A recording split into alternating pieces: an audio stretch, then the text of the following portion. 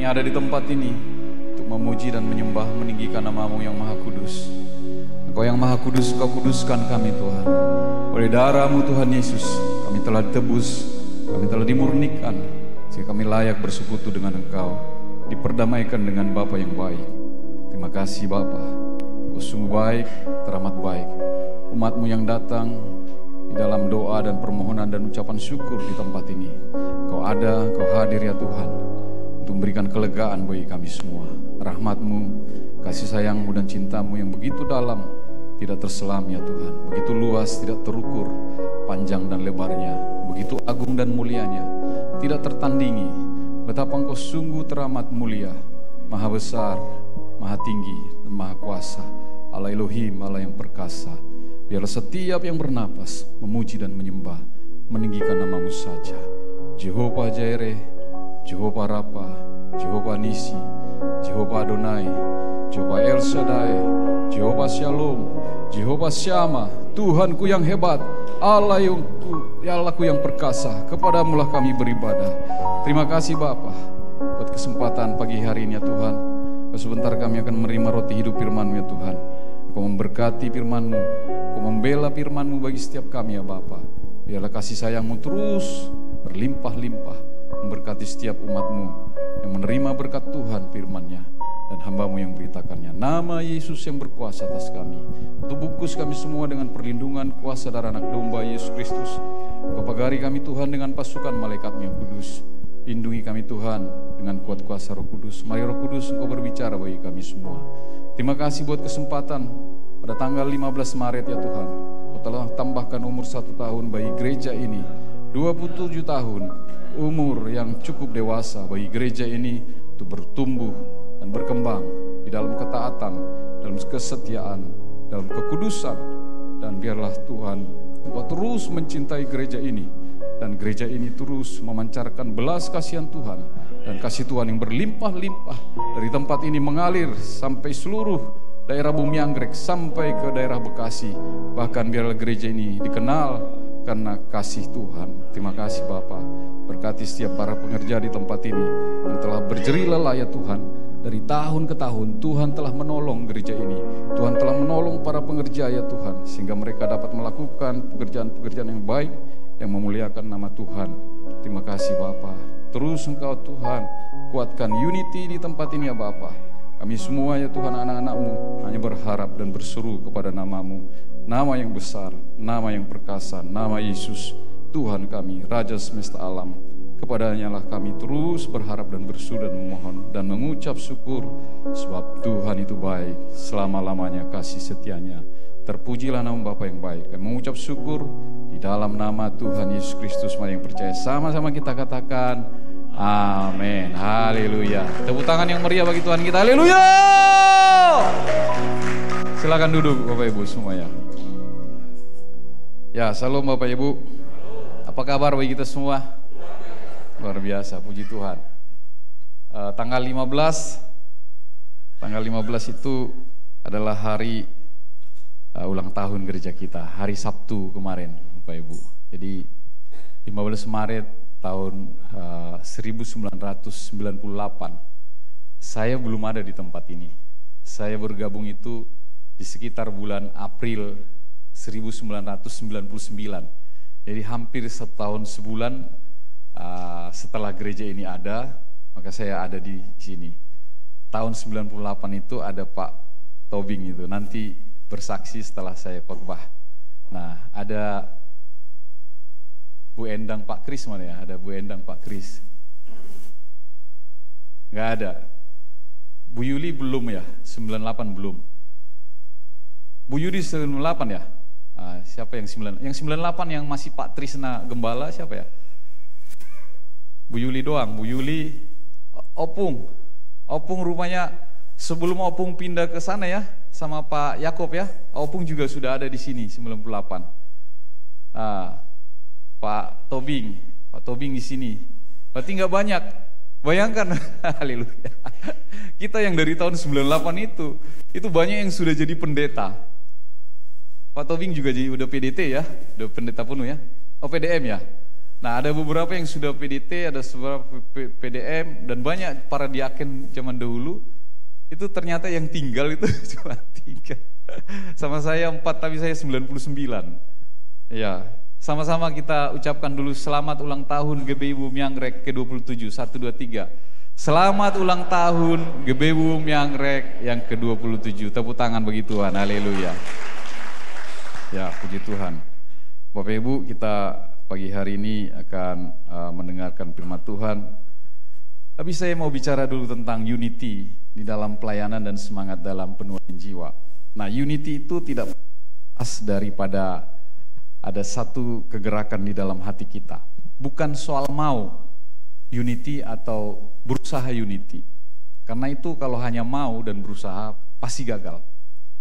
Tapi unity itu berbicara tentang belas kasihan. Amin.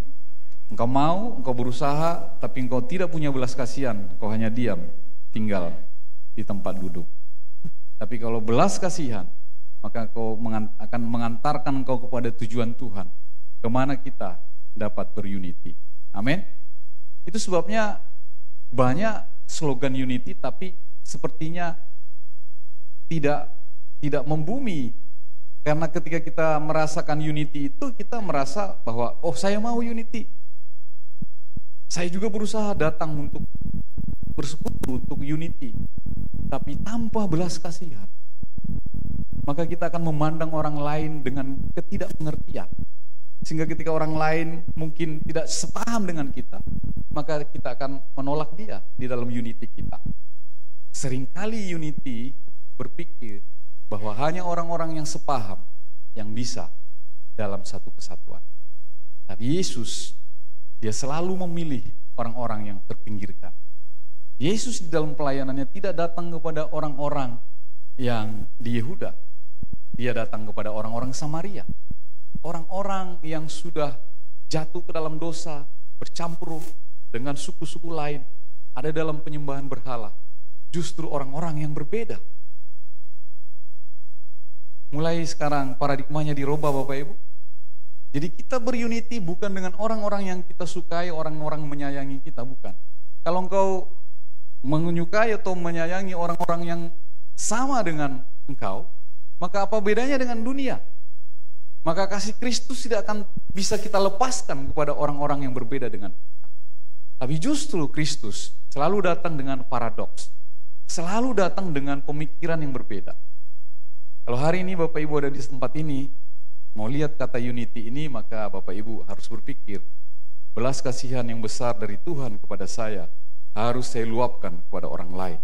Supaya orang-orang yang ada di sekitar saya, orang yang sepaham, orang yang tidak sepaham, orang yang belum kenal Tuhan, itu semua mengenal belas kasihan itu. Amin Bapak Ibu. Nah itu dia. Sehingga kita masuk dalam firman Tuhan ini tentang ketaatan lebih penting daripada hasil. Nah, saya minta ditunjukkan dulu slide. Bapak Ibu, kita akan baca firman Tuhan di dalam Keluaran 5 pasal 19 ayat yang pasal yang kelima ayat 19 sampai dengan ayat yang ke-20. Saya undang kita kembali bangkit berdiri Bapak Ibu. Kalau tidak keberatan, kalau keberatan silakan duduk. Ya, tua-tua enggak usah berdiri juga enggak apa-apa. Ya opung ya. Baik, kita baca Keluaran 5 ayat 19 sampai dengan ayat ke-20. Bapak Ibu kalau kata-katanya nggak persis sama nggak apa-apa, karena saya pakai Alkitab terjemahan baru, jadi nggak persis sama dengan Alkitab yang terjemahan sebelumnya. Hanya sama artinya, tapi sedikit kata-kata yang berbeda. 1, 2, 3. Mandor-mandor Israel menyadari betapa sulitnya keadaan mereka, karena dikatakan kepada mereka, kamu tidak boleh mengurangi jumlah batu bata yang ditetapkan kepada kamu tiap hari. 20. Waktu mereka meninggalkan Firaun, mereka berjumpa dengan Musa dan Harun yang sedang menantikan mereka. 21. Lalu mereka berkata kepada keduanya, kiranya Tuhan melihat dan menghukum kamu, karena kamu telah membusukkan nama kami di hadapan Firaun dan pegawai-pegawainya. Dengan demikian kamu memberi pedang kepada mereka untuk menghabisi kami. Ya, silakan duduk Bapak Ibu. Nah, kisah ini adalah satu kisah perjalanan bangsa Israel keluar dari tanah Mesir dimulai dengan penunjukan daripada Musa untuk membawa orang Israel itu keluar dari tanah Mesir. Musa ketika itu ada di Midian. Midian itu kalau dilihat dari peta Bapak Ibu supaya bisa membayang-bayangkan, Mesir itu ada Laut Merah. Nah, seberangnya turun ke bawah Gunung Sinai. Nah, Sinai itu ada di bawah, di situ ada namanya daerah Midian. Di bawah Gunung Sinai itu. Jadi daerah itu disebut daerah Midian. Musa melarikan diri ke Midian karena ketakutan waktu dia memukul orang Israel, dan dia 40 tahun lamanya ada di Midian. Dan dia menikah dengan Zipora, anak seorang imam di sana, dan Tuhan menunjuk dia untuk kembali membawa bangsa Israel ke tanah Mesir. Dan di dalam perjalanannya, Bapak Ibu saudara kasih Tuhan, Musa dengan pergumulan, lalu Tuhan tunjuk dia. Dan Musa merasa bahwa dia bukan orang yang tepat, tapi Tuhan menunjukkan beberapa mujizat kepada dia untuk dia kerjakan. Nah, apa yang terjadi dengan bangsa Israel di sana? Bangsa Israel adalah bangsa yang ada di dalam perbudakan bangsa Mesir pada waktu itu. Dimulai dengan eksodusnya orang Israel lewat 12 suku itu ketika mereka pergi untuk membeli bahan makanan, dan Yusuf saudara mereka sudah menjadi panglima di sana, dan akhirnya mereka ditempatkan di satu tempat di arah utara daripada Mesir itu, dan berkembang biak, maaf ya kata berkembang biak jadi seperti kata, artinya berketurunan banyak. Akhirnya orang Israel itu melebihi jumlahnya daripada orang Mesir. Mereka hidup di sana, tapi hidup di dalam ketentraman pada awalnya ketika masih ada Yusuf. Tapi kemudian Yusuf itu meninggal mati, dan orang Israel itu menjadi budak. Mereka dipekerjakan di tempat-tempat di mana batu bata dibuat.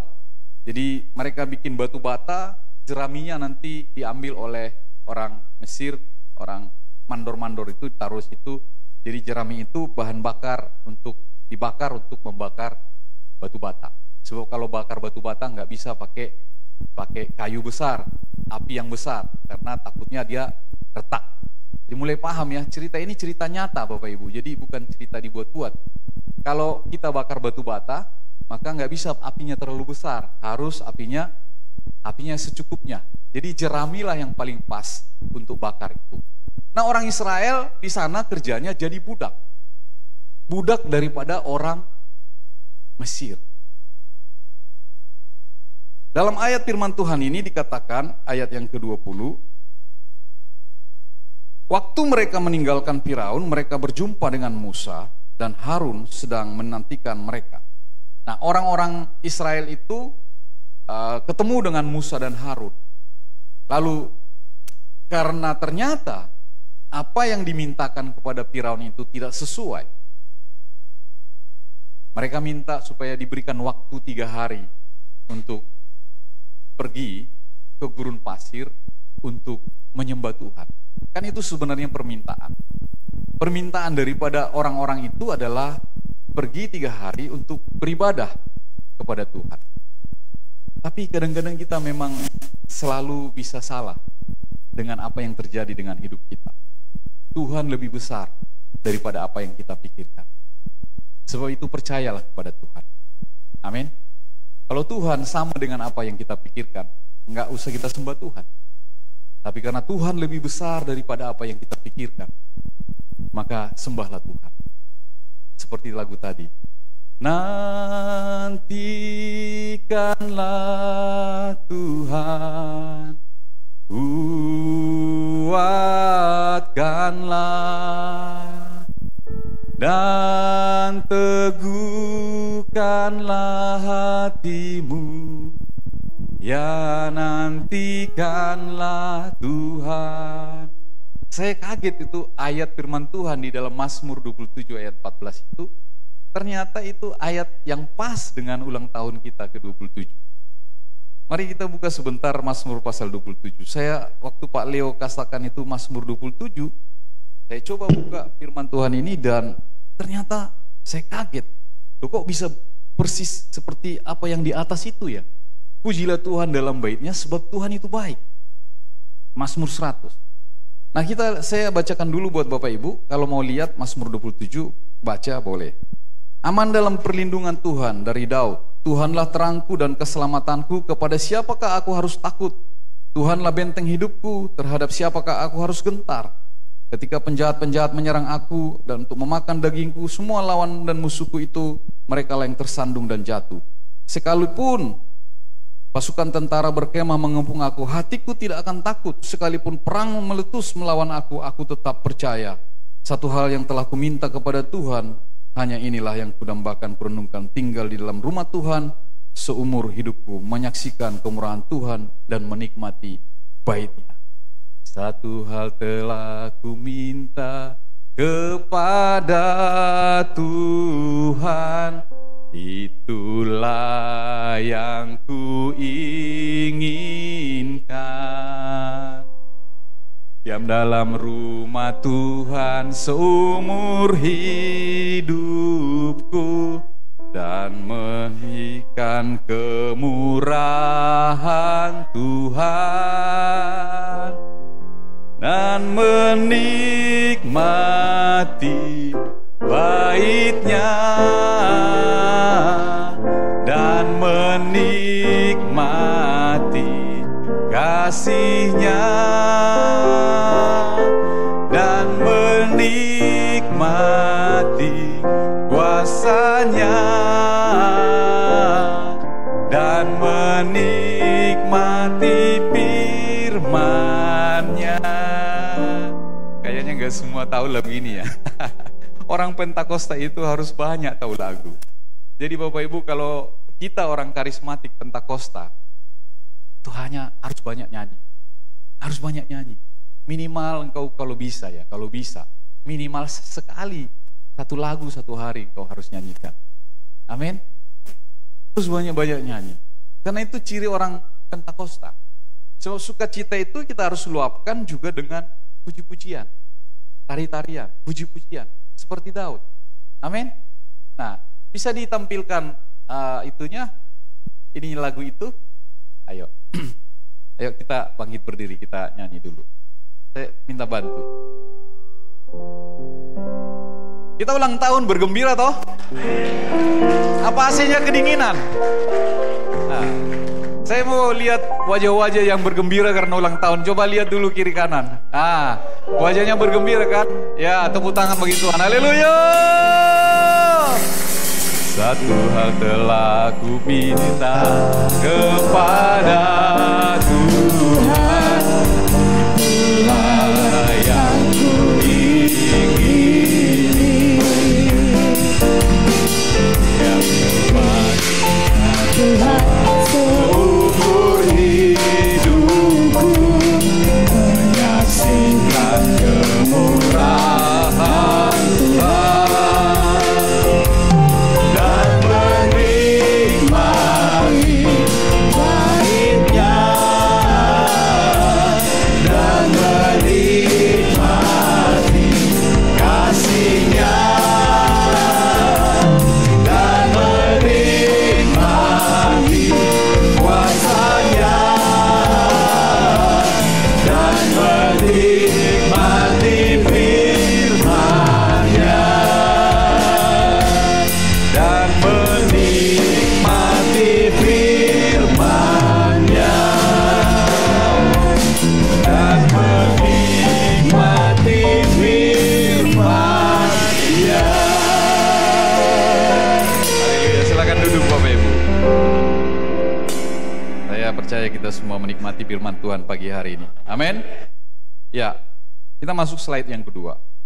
Jadi pada kesempatan itu Bapak Ibu, orang-orang Israel itu timbul kecewa hingga mereka merasa bahwa Musa dan Harun itu membusukkan nama mereka. Jadi orang Israel itu sudah nyaman di dalam keadaan mereka sebagai budak, sehingga ketika Firaun menolak keinginan mereka untuk merayakan peribadatan 3 hari itu, maka mereka kecewa Bapak Ibu Tuhan. Seringkali kita kecewa ketika apa yang kita inginkan itu tidak berhasil. Tapi kita juga lupa bahwa ada maksud Tuhan untuk itu. Kekecewaan kita luapkan kepada orang lain, lalu kita menyalahkan orang lain.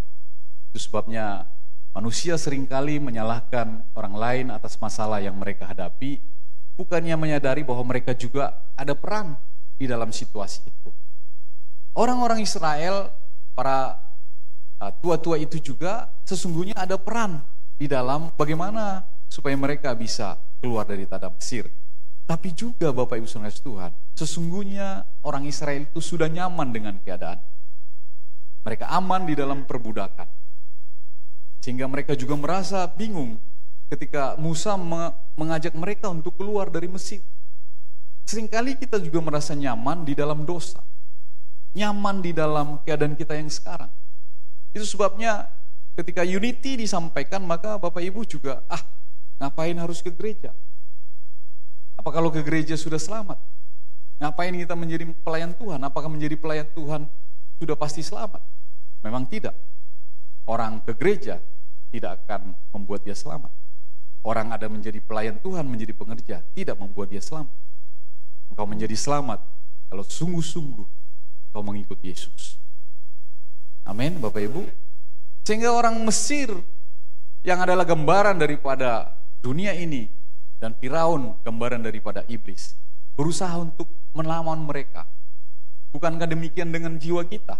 Terkadang kita juga mau ditawan dengan kebiasaan-kebiasaan buruk kita. Kita sulit untuk melepaskan itu. Tapi ketika kita mulai taat kepada Tuhan, maka kita harus melepaskan keadaan kita yang tidak baik. Amin, Bapak Ibu. Ada banyak keadaan di dalam hati kita yang kita sulit untuk lepaskan. Kepahitan salah satunya. Ada hal yang tersulit kita lepaskan.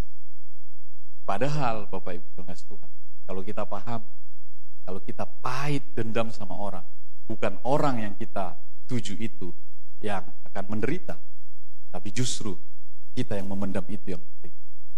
Ketika kita diperbudak dosa, maka kita akan selama-lamanya kita ada di dalam kesulitan. Amin, Bapak Ibu. Ketika engkau di dalam dosa, maka selama-lamanya selama engkau di dalam dosa itu, engkau pasti ada di dalam kesulitan. Karena dosa tidak pernah membuahkan hasil yang memuliakan Tuhan. Amin, Bapak Ibu.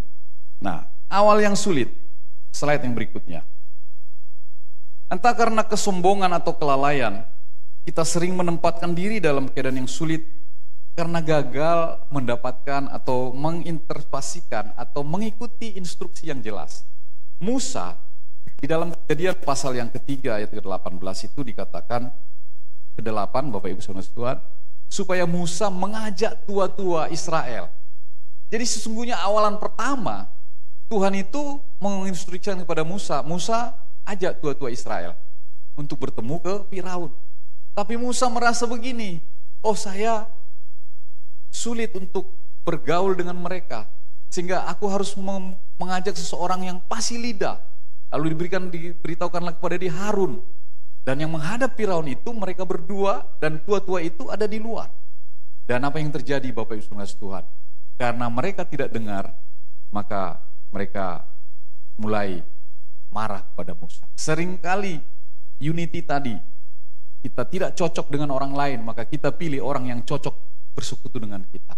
Tapi Tuhan luar biasa. Oleh sebab itu, apa yang harus kita lakukan dalam hidup kita? Kita harus berdamai dengan semua orang. Amin. Kita harus berdamai dengan semua orang. Sebab di sanalah pekerjaan-pekerjaan yang mudah kita kerjakan. Saya sebagai gembala, tapi juga sebagai seorang usahawan, dalam tanda petik bilang pengusaha lah. Nah, di dalam kita berusaha, kita banyak kompetitor. Tapi satu hal yang harus kita kerjakan adalah harus berjejaring dengan kompetitor. Karena satu waktu kita butuh barang dia, satu waktu juga kita butuh dia membeli barang kita. Jadi kompetitor kita bukan lawan kita, tapi dinamakan kolaborasi, Bapak Ibu. Jadi unity itu harus dalam kolaborasi. Unity itu harus bekerja sama dengan orang-orang yang bahkan menjadi kompetisi kita, kompetitor kita. Amin Bapak Ibu.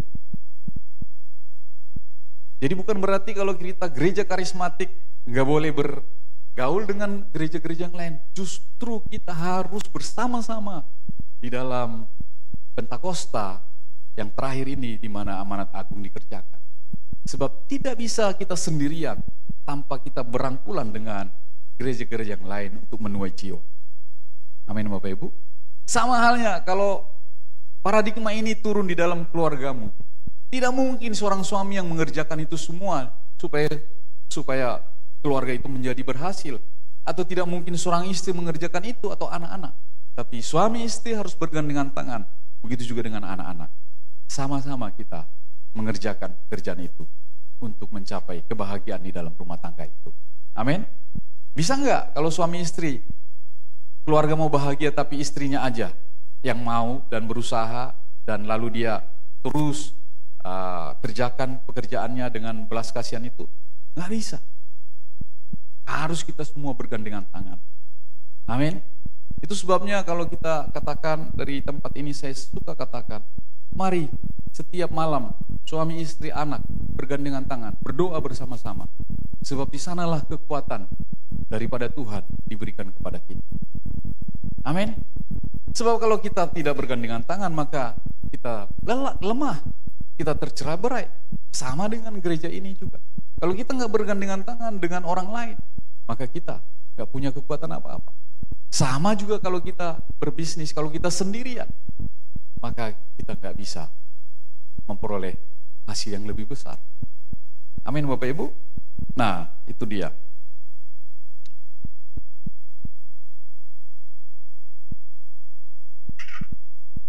Kita lihat yang kedua tadi. Awal yang sulit, slide yang ketiga sudah. Firaun, benar.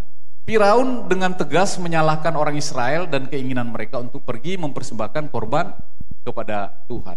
Jadi ingat, iblis selalu mendakwa kita.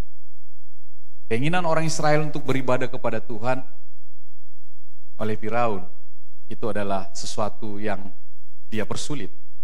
Karena itu selalu ada pendakwa. Sebab itu setan, itu artinya adalah pembohong, pendakwa. Nah, kalau engkau masih suka berbohong, maka engkau suka mendakwa orang, maka itu masih di dalam pengikut-pengikut setan. Coba lihat kiri kanan, kira-kira cocok gak sih? Saya kira gak ada yang cocok. Karena semua yang ada di sini pengikut-pengikut Kristus. Amin. Tepuk tangan. Sebab itu saya suka ngomong kepada jemaat di 2 pagi di dalam pengajaran sepanjang tahun ini. Bapak Ibu, kita sudah masuk hampir 2 tahun loh kita ini pengajaran. Kemarin minggu lalu kita belajar tentang kedatangan Tuhan Yesus yang kedua. Jadi keselamatan itu sebenarnya sudah ada jaminan bagi kita yang percaya kepada Dia. Tapi Bapak Ibu, Tuhan, itu jidat kita itu harus menampilkan salib. Salib itu adalah karakter Kristus, yaitu kelemah lembutan, kerendahan hati, dan kesabaran. Kalau itu yang kita tampilkan di dalam penampilan kita itu, maka siapa yang bisa mendakwa kita? Iblis tidak bisa mendakwa kita. Kalau engkau ada di dalam kerendahan hati, kelemah lembutan, dan kesabaran, maka iblis tidak bisa mendakwa engkau. Kasih itu tertempel di jidat kita, sehingga kemanapun kita pergi, kita selalu menampilkan kasih Kristus. Amin. Tapi kasih itu selalu bertentangan dengan sifat daripada iblis, yaitu kesombongan. Tapi kesombongan akan menghasilkan ketidakpedulian. Jadi kasih yang sesungguhnya yang Tuhan Yesus mau tunjukkan kepada kita adalah belas kasihan, kepedulian. Tapi iblis selalu menunjukkan apa tadi? Ketidakpedulian. Orang Israel minta untuk beribadah, dia tidak peduli, malah didakwa dan malah diberikan kesulitan tambahan.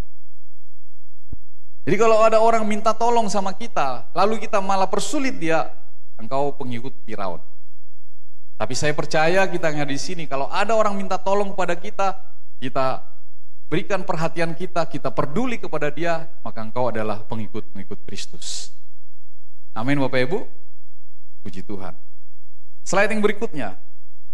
Kesalahan yang terbesar dalam menafsirkan keadaan hidup. Nah ini seringkali Bapak Ibu saudara Tuhan, karena gereja Pentakosta, gereja karismatik, kita senang dengan khotbah-khotbah tentang keberhasilan.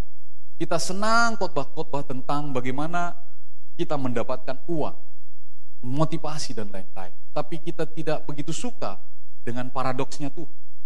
Kita lihat Bapak Ibu saudara Tuhan. Di dalam pengajaran maksudnya beberapa gereja atau beberapa pengkhotbah juga berkata bahwa kalau kita hidup, kalau Tuhan pasti membuat hidup kita mudah kalau kita melakukan apa yang benar. Benar atau betul seperti itu? Hidup kita akan mudah kalau kita melakukan yang benar. Betul, harusnya seperti itu ya. Tapi adakah orang yang sudah melakukan hidup yang benar tapi tetap sulit? Ada. Berarti paradigma itu, bukan paradigma, filosofi itu batal. Berarti bukan orang yang senantiasa hidup benar pasti akan sukses. Mulai masuk ya. Contohnya Ayub orang yang benar nggak? Benar. Bahkan saking takutnya Ayub, karena anak-anaknya suka berpesta, setiap hari dia mendoakan tuh anak-anaknya dan dia minta pertolongan Tuhan kepada anak-anak. Saking takutnya. Berarti Ayub orang yang benar. Tapi Ayub menderita kesusahan.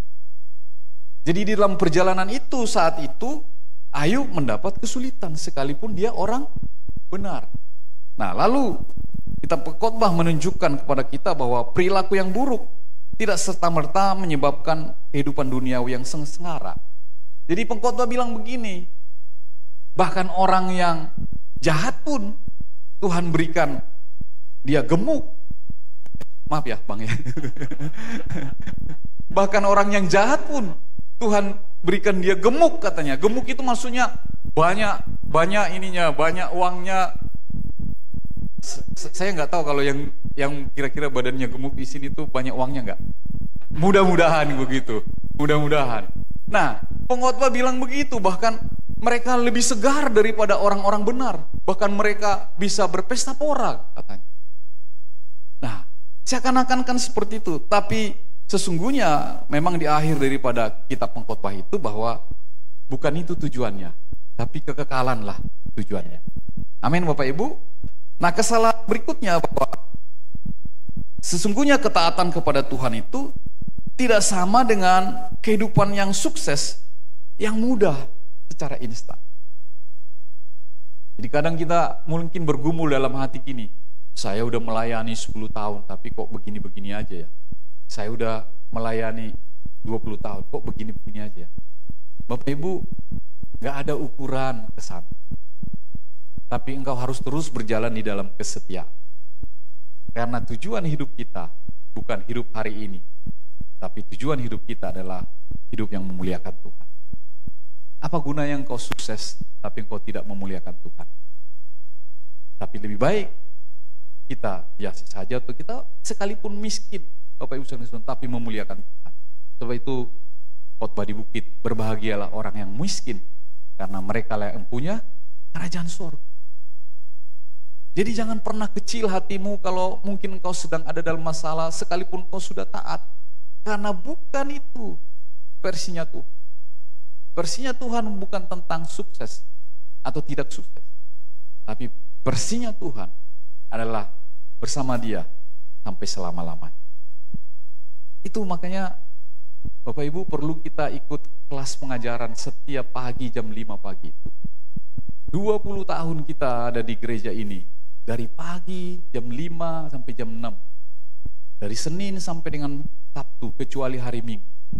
Bapak Ibu, itu menu yang harus kita makan setiap pagi. Sekalipun gak enak, karena kita mau tidur jam 5 pagi.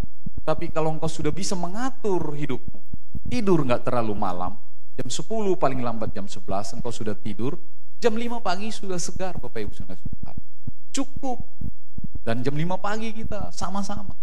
Dahulu kita ada di sini di bawah itu. Saya masih kerja pada waktu itu sama orang. Saya pakai baju dinas. Pagi-pagi jam 5 saya udah di situ. Nyanyi, baca firman Tuhan. Langsung pagi-pagi saya berangkat ke kantor. Pakai baju dinas. Tapi sekarang kita enak, online. Engkau bisa di jalan sambil dengerin juga bisa. Kalau engkau mungkin di kereta pakai headset, simpan di celana, engkau sedang menikmati, sama-sama nyanyi di situ. Menikmati pengajaran itu. Apakah engkau masuk surga dengan mengikuti pengajaran pagi hari? Enggak. Tapi ketaatan itu harus dikerjakan perlahan-lahan di dalam kesetiaan untuk menuai satu hasil, itu memuliakan Tuhan. Kita tidak selamat kalau kita terus mengerjakan pekerjaan yang seperti itu, tapi kita selamat ketika kita diubahkan hati kita. Jadi Bapak Ibu, maksud saya begini, kau yang sudah rajin pun di dalam doa pagi, jangan kira engkau lebih baik daripada orang yang tidak rajin kalau engkau tidak bertumbuh di dalam kedewasaan rohani. Ngerti maksudnya? Sebab itu banyak orang yang gini, wah dia mah pengerja di gereja, dia mah udah lama itu rajin doa pagi, tapi karakter Kristus tidak bertumbuh di dalam kehidupan. Pengajarannya menjadi percuma. Ini paradoksnya Tuhan. Makanya beberapa waktu yang lalu saya kepada pengerja berbicara di tempat ini, jalan yang sempit, gerbang yang sempit. Sebab itu mengikut Tuhan itu bukan sesuatu yang lebar, tapi sesuatu yang sempit. Karena dengan demikianlah kita bisa taat, tekun. Kalau kita mau ngantri, kira-kira rebutan enggak? Enggak. Harus kita taat urutannya. Kalau kita mau rebutan, susah enggak masuknya? Malah lebih susah masuknya. Tapi kalau kita taat, maka kita mendapati kemudahan di ujung. Amin Bapak Ibu. Nah, selanjutnya, saya nggak terlalu lama ini karena ada banyak acara. Ada anak-anak mau nyanyi, ada Pak Toping, ada penyerahan anak juga. Memahami ketaatan. Tuhan tidak menjanjikan kemudahan hidup bagi kita karena ketaatan. Nah, ini tadi sudah katakan. Jadi kita harus paham bahwa kalau kita taat bukan berarti hidup kita mudah. Tapi engkau harus terus kerjakan ketaatan itu untuk memuliakan Tuhan.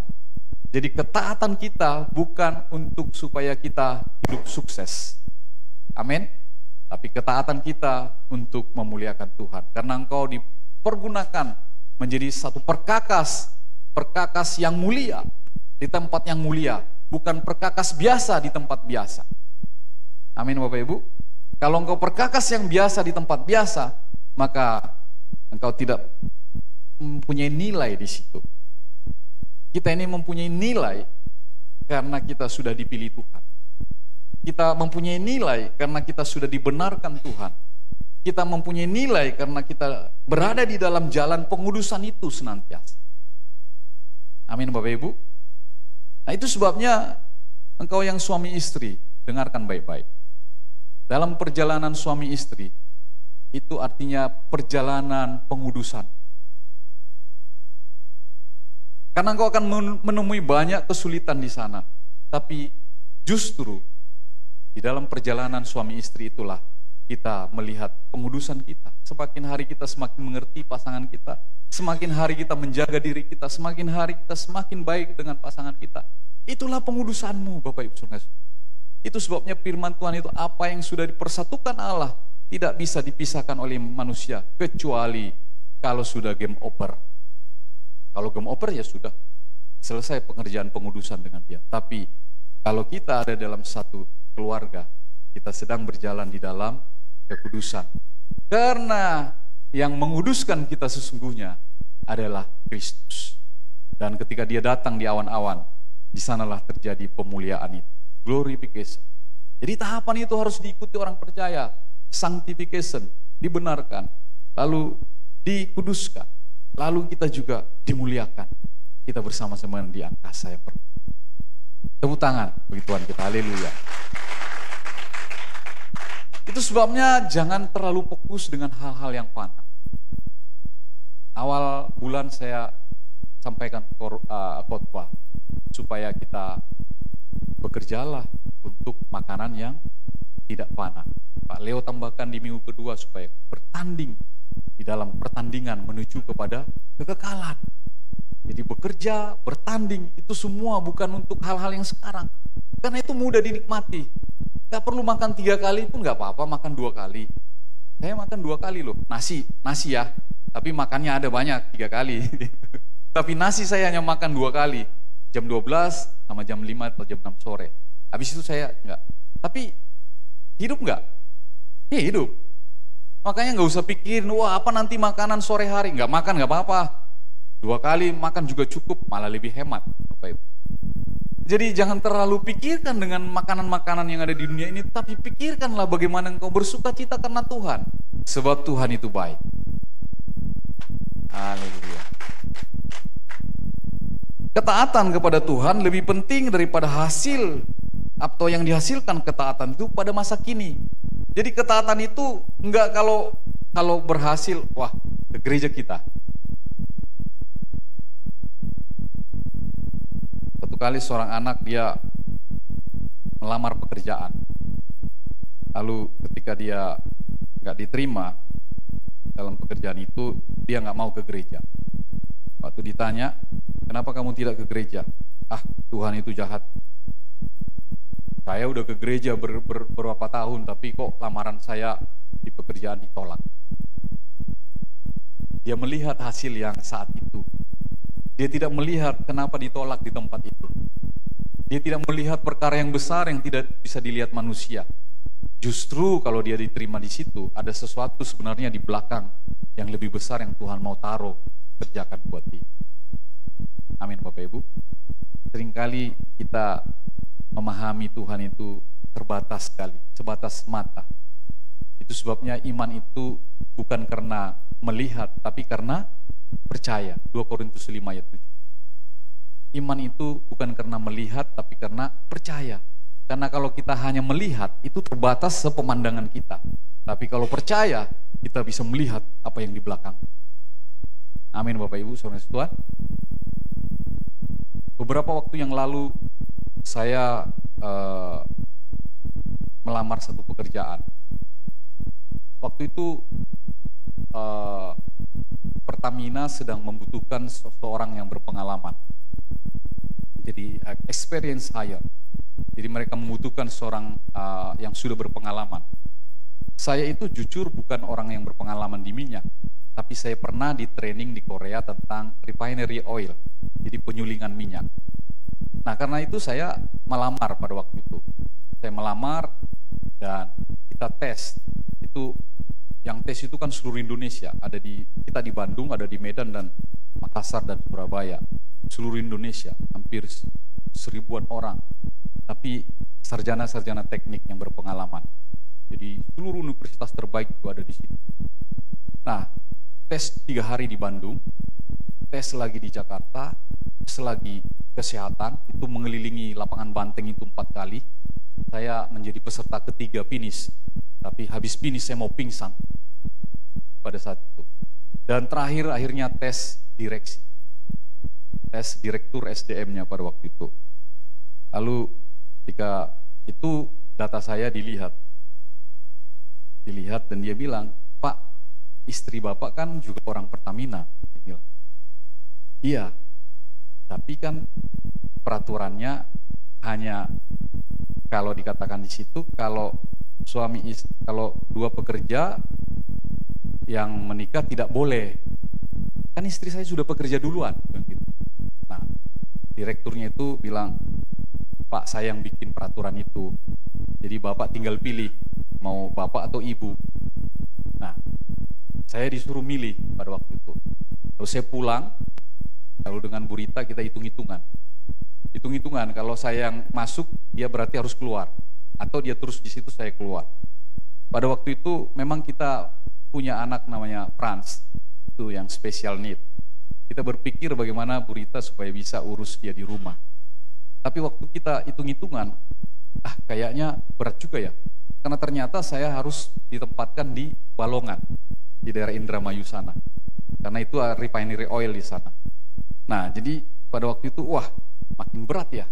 Tapi saya percaya kalau saya yang ada di situ, maka saya punya karir yang lebih bagus. Pemikiran saya, karena saya kan dalam tanda petik pintar gitulah ya, kira-kira gitulah gitu. Nah, saya bilang kayaknya karir saya akan lebih cepat nih gitu. Tapi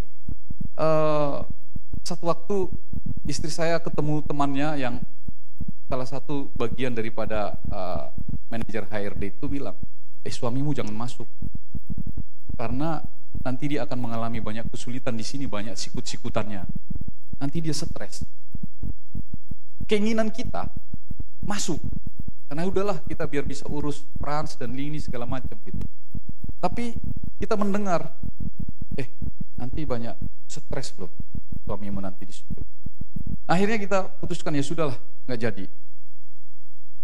Saya kalau melihat pada waktu itu apa yang di depan mata, mungkin saya kepingin, ya sudahlah, saya ambil alih supaya kita bisa kerjakan. Tapi Tuhan berbicara lain. Jangan ambil lewat orang. Jadi seringkali kita di dalam perjalanan ini diingatkan lewat orang, yang bahkan orang itu tidak kita kenal, Bapak Ibu. Maka Tuhan memberikan hamba-hambanya, nabi-nabinya, hamba-hambanya untuk memberikan peringatan-peringatan bagi kita. Kalau hari ini kita mendengar firman Tuhan ini, engkau sedang diingatkan, jangan terus nyaman di dalam perbudakan dosa. Jangan terus nyaman seperti orang Israel di tanah Mesir dengan keadaannya. Tapi harus engkau berjalan keluar dari zona nyaman itu, masuk kepada situasi yang baru, di mana engkau bisa memuliakan Tuhan. Mereka beribadah di padang pasir itu untuk memuji dan menyembah Tuhan. Amin, Bapak Ibu.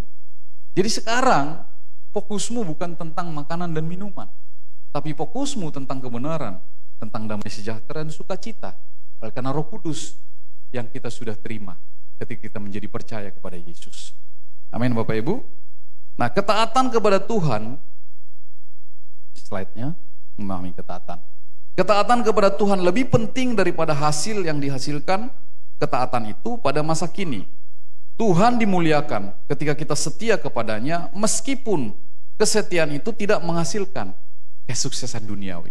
Pegang kata-kata ini, Bapak Ibu saudara Tuhan. Tuhan dimuliakan ketika kita setia kepadanya, meskipun kesetiaan itu tidak menghasilkan kesuksesan di dunia. Enggak semua orang akan sukses dan enggak semua orang akan terus dalam keadaannya. Tapi kalau engkau mau sukses, bekerjalah dengan sungguh-sungguh. Itu simpel kok, menjadi sukses.